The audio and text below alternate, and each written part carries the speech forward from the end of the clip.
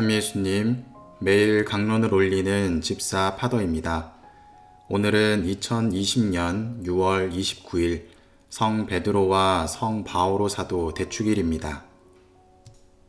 오늘 일독서는 사도행전 12장 1절에서 11절의 말씀입니다. 그 무렵 헤로데 임금이 교회에 속한 몇몇 사람을 해치려고 손을 뻗쳤다라는 말로 독서가 시작됩니다. 오늘 독서의 배경은 예수님이 돌아가시고 난 뒤 약 10여 년이 흐른 시점입니다. 40년 전후입니다.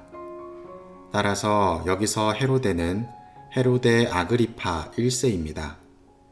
헤로데 아그리파는 헤로데 대왕의 손자입니다.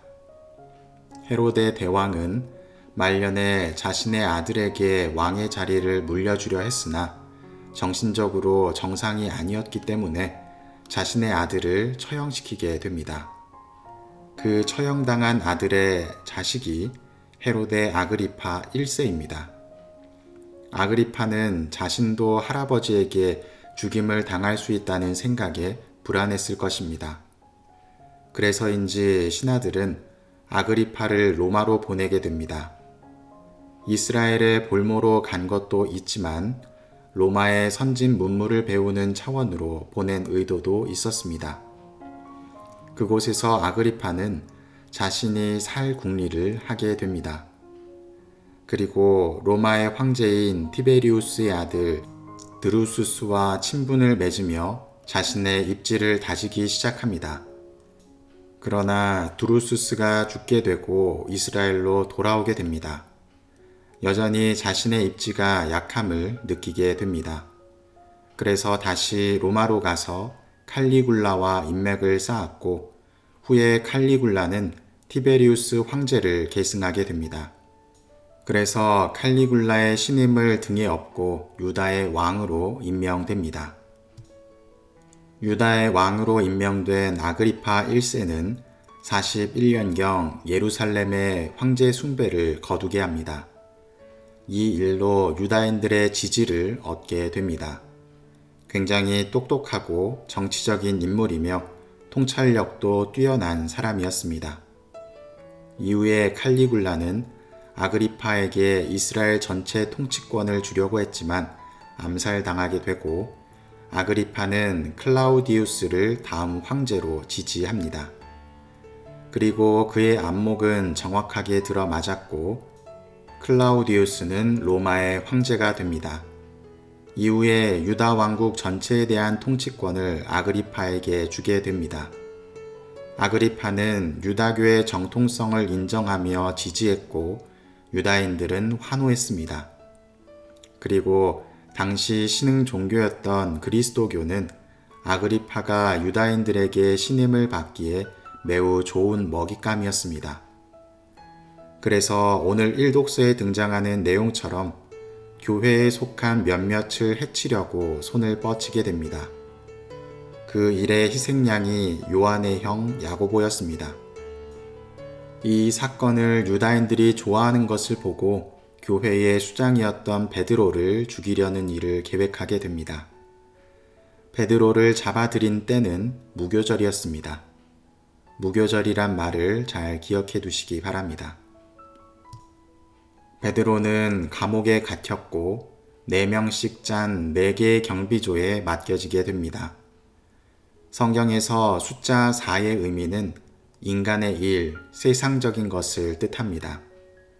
4명씩 4개의 조가 경비조를 취했다는 표현은 하느님의 일은 전혀 생각지 않고 지극히 인간적인 관점으로 베드로를 대했다는 의미로 받아들일 수 있습니다.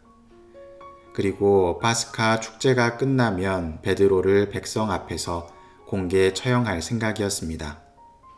그런데 전날 밤 베드로는 2개의 쇠사슬에 묶인 채 2 군사 사이에서 잠을 자고 있었다고 합니다. 숫자 2는 연합되고 구속한다는 의미를 지니고 있습니다. 따라서 풀려질 수 없는 상태로 구속되어져 있는 베드로의 상태를 드러내고 있습니다. 이 상태에서 주님의 천사가 나타나서 베드로를 깨우게 됩니다. 천사는 허리띠를 메고 신을 신어라 라고 말합니다. 허리에 띠를 메고 신을 신는 것은 일을 하기 위한 준비입니다.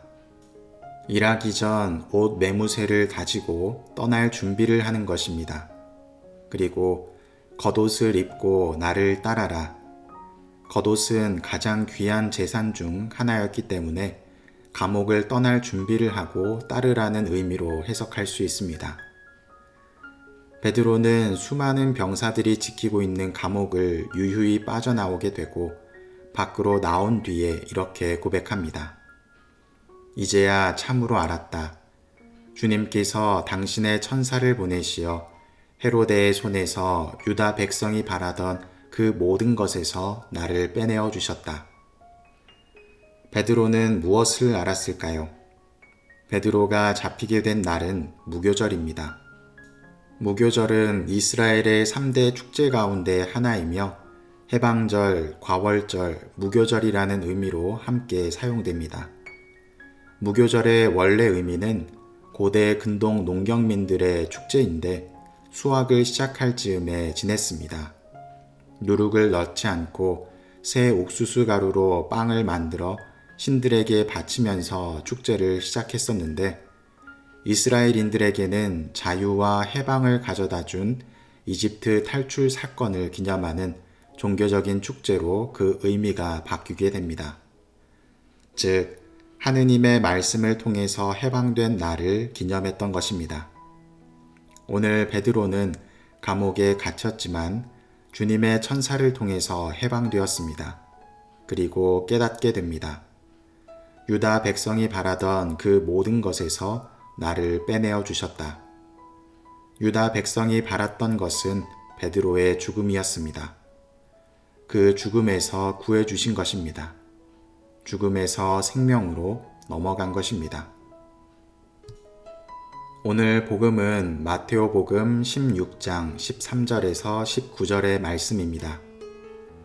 베드로와 바오로 사도 대축일이기 때문에 베드로에게 맡겨지는 사명이 주된 내용입니다. 예수님께서는 베드로의 신앙 고백 이후 그에게 교회의 막중한 임무와 권한을 맡겨주십니다. 시몬 바르요나라고 불리던 그를 예수님께서 베드로라는 이름으로 바꿔 부르십니다. 베드로는 우리가 잘 알고 있는 반석이라는 의미입니다.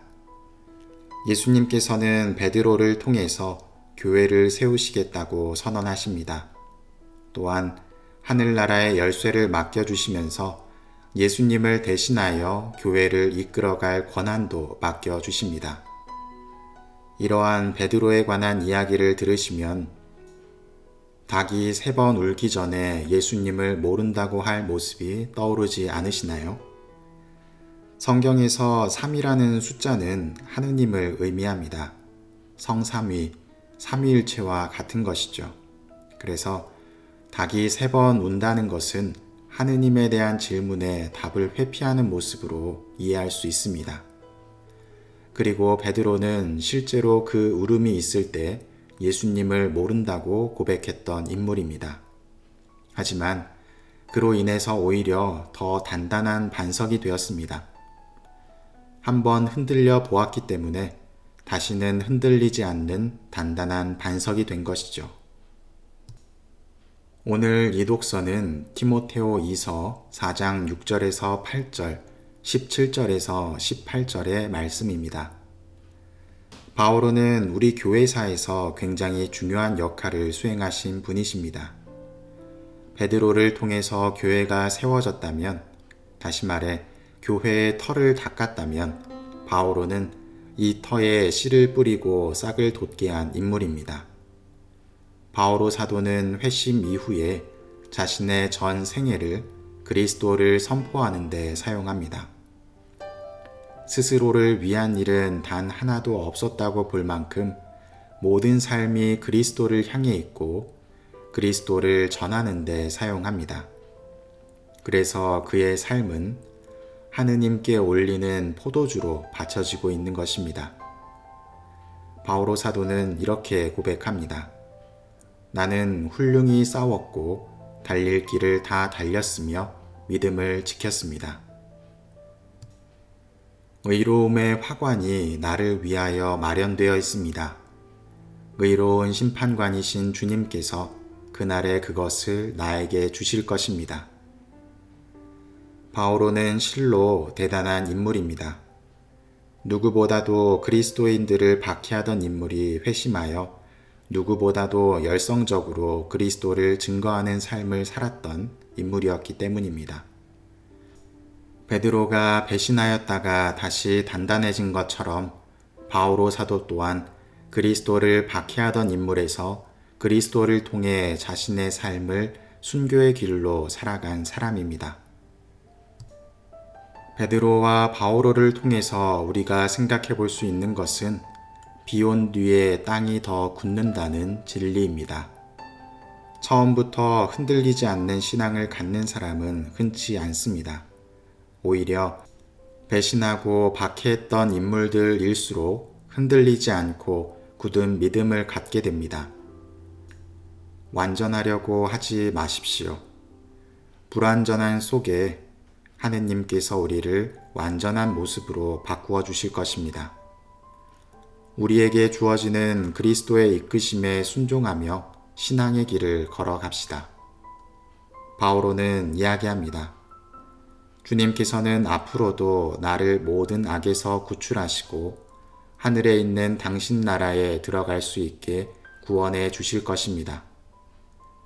앞으로 닥칠 수많은 악행에서 구해 주실 것이며 잊지 않고 구원으로 이끄실 하느님을 기억합시다.